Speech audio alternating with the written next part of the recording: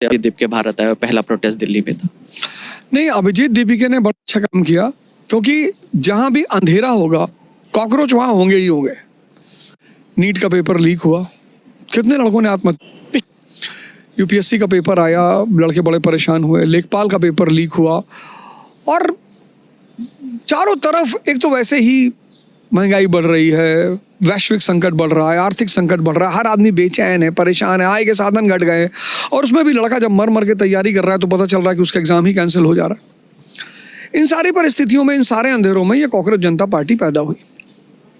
बहुत अच्छा, जहां संकट होगा तो लोग उस संकट के निवारण के लिए कदम भी उठाएंगे।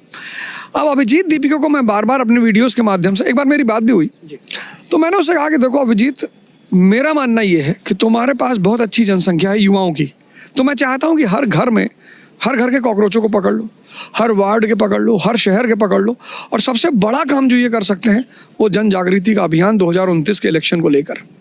क्योंकि सवाल ये नहीं है कि एक पार्टी पावर से चली जाए। अगर भारतीय जनता पार्टी पावर से चली जाएगी तो क्या दूसरे दलों में अपराधी नहीं है, दूसरे दलों में बदमाश नहीं है? और जिस तरह से दूसरे दलों के लोग इसमें आ गए तो क्या इस दल के लोग फिर दूसरी सत्ताधारी पार्टी में नहीं जाएंगे? बिल्कुल जाएंगे। तो मैं इनसे कहता हूं कि तुम जनता को इस बात के लिए जागृत करो कि जब भी कोई वोट मांगने आए तो अगर वो शिक्षा, स्वास्थ्य, इंफ्रास्ट्रक्चर, इंडस्ट्री की बात नहीं करता तो आप उसको एंटरटेन ही ना करें। आप भारत की जनता को इस स्थिति में ले आए कि वो कह दे कि भाई देखो, हम अच्छे आदमी को वोट करेंगे जो हमारे हित की बात करेगा, हमारे विकास की बात करेगा, बाकी हमें पाकिस्तान, मुसलमान, दलित, इन सबसे कुछ भी लेना देना नहीं है।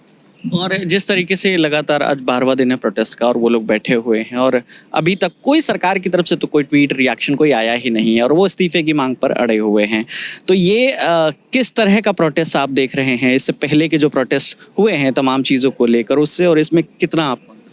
नहीं, एक तरह से तो बहुत, जैसे सोनम वांगचुक जी हैं, 24 घंटे से उन्होंने कुछ खाया नहीं है और अमरण अनशन पे हैं, तो इतने पीसफुल, इतने शांति प्रिय ढंग से जो ये लोग प्रोटेस्ट कर रहे हैं। दीपिका का मैंने एक वीडियो देखा जब वो कहता कि भाई कम से कम वॉशरूम तो ठीक करवा दो, उसको साफ सुथरा करवा दो।